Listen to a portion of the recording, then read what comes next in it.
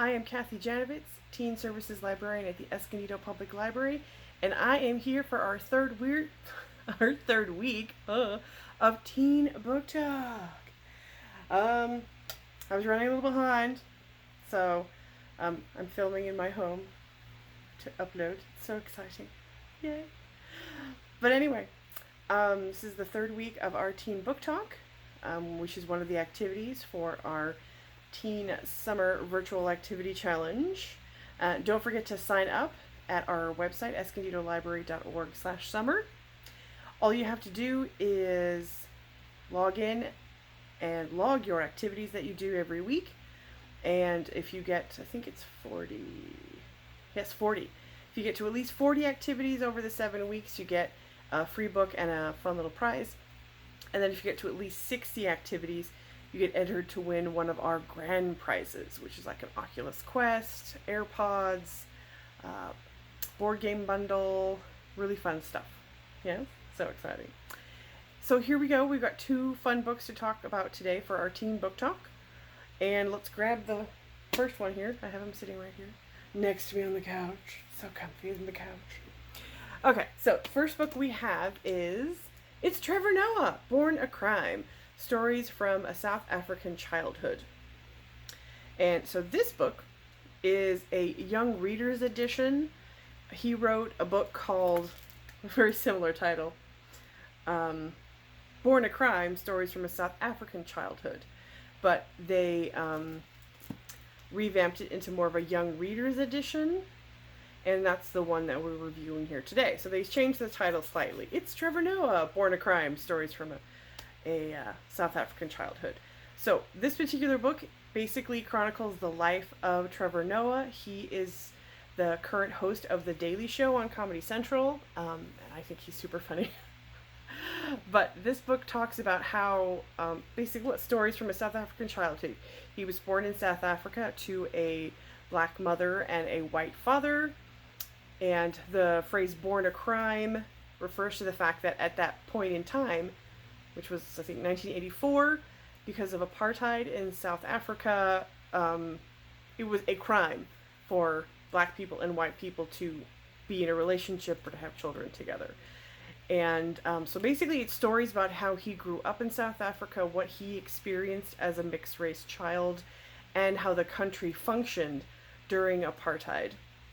And it's fascinating. I mean, he's super funny. Some of the stuff that happens is like, are you crazy? Because, you know, it's a different view of racism.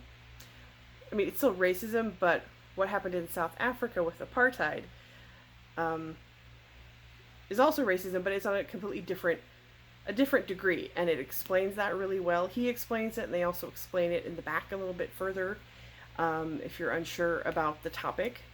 So that's why it's interesting. It's like it's a view of racism and things that are going on in the world, but it's from his viewpoint since he grew up there, and it's a viewpoint of things similar to what happened here, but not at the same time. Just a different view.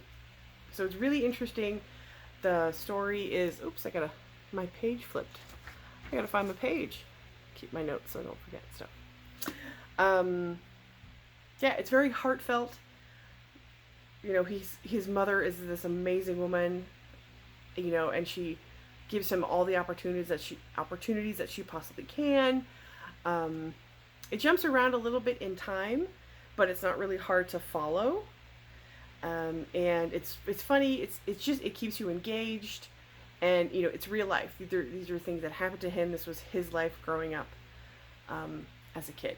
So that's what makes it really special, is because it's true. It isn't just fiction.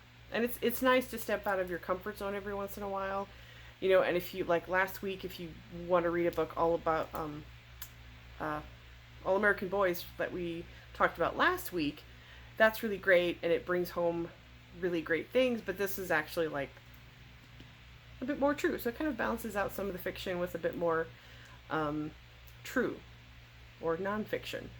Plus, he's hilarious. I think he's funny, and it's interesting to get a glimpse into how people from different countries that are now well known in America, how they grew up and what their experiences were. So that was interesting. I liked it. I think, what's today? I read it yesterday.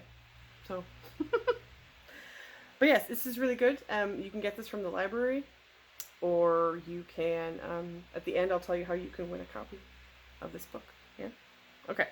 Next book, Total 180, is a science fiction book called Aurora Rising by Amie Kaufman and Kristoff. This is the first book in a series. Let's see, this one came out last year. The next book in the series came out this year, and then I believe there isn't a publication date for a third book, but it's in the works. So there will be a third book. To be careful where I sit because the lighting is. I want to get really good lighting, but if I, it's weird. But this is called Aurora Rising. And let's see, what is this book about? I just read it today. Like, I got up in the morning and I read it, and then I'm done. That's why I need lots of light, because it's dark outside. So I just finished this. So this one is a straight up sci-fi adventure novel, and it's sort of, I wouldn't say buddy comedy, but it's a group of people. So you get different viewpoints from all the different characters. So what happens, science fiction book. So it's, what year is it? So it's 2380. And the book is about a group of 18-year-olds who have been at this academy in space, because, space exploration, and so it's space, because it's sci-fi, right? Space. So they're at the end of their academy days, and it's called the Aurora Academy, and so they're a part of a group that is supposed to be, what do they call that? Just read it today, but the group that they work for is like an autonomous group. They're not part of a government. They're an independent contractor that helps, like, with border disputes and things like that, with all the different planets, and there's aliens, and they have different races and all that fun stuff. And in this academy, there's like six different types of specialists that you get to be in this specific academy. And so this book focuses on that specific crew, those 6 people, and what they end up going through. So one of the main characters' name is Tyler. I'm starting to babble. And he is what they call an alpha. So he is designated as an alpha, so that means he will be the leader of his group. And it's all these different personalities or jobs are based on people's traits. So you have, what do they call that? You have the alpha, who's sort of the leader. You have the face, which is the diplomat, the negotiator. And then you have the gearhead, who's sort of like the tech fix-it person. And then you have the brain, which is the science officer, science medical type officer.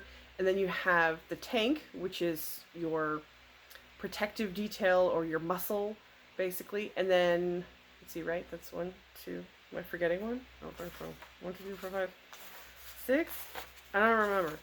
Anyway, so basically, at the beginning of the book, Tyler is out in space. He runs across this cryo tube in this abandoned ship, and it has a person in it, and her name is Aurora. She's alive. He finds her. So because of that, things move on from there.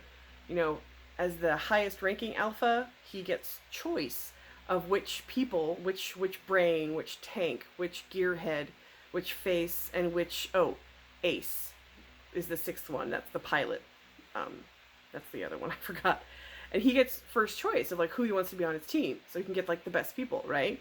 But because he's out rescuing this person, he ends up getting like the dregs, like the people that nobody wants.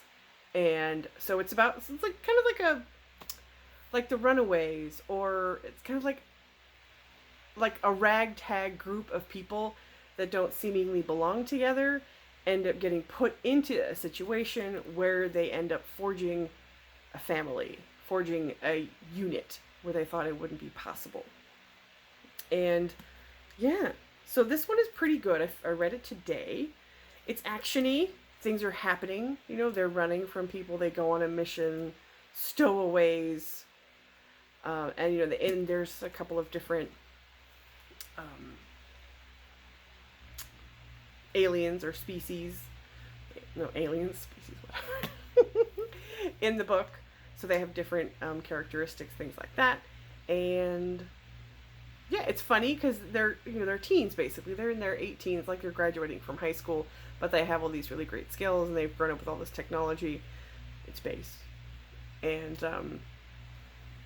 so they're funny, witty banter, back and forth. You know, they have their own slang or their own words that they use to highlight specific traits or specific things. Like, instead of like, we're gonna kill you, they use the word flatline. Like, they tried to flatline us, so like, okay, it's your, you feel free, use the words you want to use. So written pretty well. I wouldn't say it's super fast paced, because there's pockets of action and then pockets of non-action. It kind of sounded similar when you get to the end, or like little snippets that felt similar to other things that I've seen. That you might realize when you get to the end. You're like, oh, that kind of reminds me of that movie or that book, something like that. But it's interesting. I liked it. It was fun, and there was adventure, and there's like a little bit of romance. There's all this, you know, and the woman or the girl that he rescues, Aurora, ends up being like the key to this thing, you know. She's got powers, so that's super fun. That's fun. So if this sounds interesting to you, I would recommend reading this. And it doesn't really leave off on much of a cliffhanger. It ends with like the story picking up in the next book. Like, okay, they've figured out this problem and now they have to go on to the next problem, right? But I haven't read the second book yet, because I just read this today. If you end up reading this, wait till the third book comes out, because I have heard that the second book has a really, really like intense cliffhanger. So if you read this, maybe read this one, and if you like it, wait till the third book comes out and then read 2 and 3. Yeah. So Aurora Rising, and yeah, and this also, you get to see the chapters are from different viewpoints of the different characters. So sometimes it's a little hard because you have to like look at the name, switch gears, and then as you're reading the chapter, try to remind yourself who's actually talking. Because the personalities are a little different, but not an insane amount. So sometimes you get a little lost, but that's what I found is normal anytime I read a story that has chapters from different viewpoints, because you basically get 1, 2, 3, 4, 5, 6, all 6 of the team plus Aurora. You hear from all of them. 1 or 2 of them not as much as the others, but still. But it's good. It's very good. The characters complement each other very well, which is also a good thing. So there, that one is science fiction, if you like. Complete 180 from the other book that we have. Okay, so we talked about those 2 lovely books. Both of them are good. You can get them at the library if you like. I think some of them are available electronically. I can't remember, but but we do curbside pickup at the moment, so you can always put these on hold if you're interested and pick them up curbside. Yeah. And so let's see. Those are the 2 books. Oh, and then if you, like we're doing with every teen book talk, if you want to win a copy of one of these books, all you have to do is be ages 13 to 18. Sign up for the summer reading challenge, escondidolibrary.org/summer. And during the week, watch the video, complete the activity, and when you complete the activity, it's going to ask you, like, tell us which book that you liked, and let me know which one you liked, and then at the end of the week, I take a look at all of the people who completed the activity and what book they liked, and I pick one person at random to win this book and one person at random to win this book. So I'm not going to pick your name if you said you liked this book and then pick your name for this book. That's why I ask you which one you like.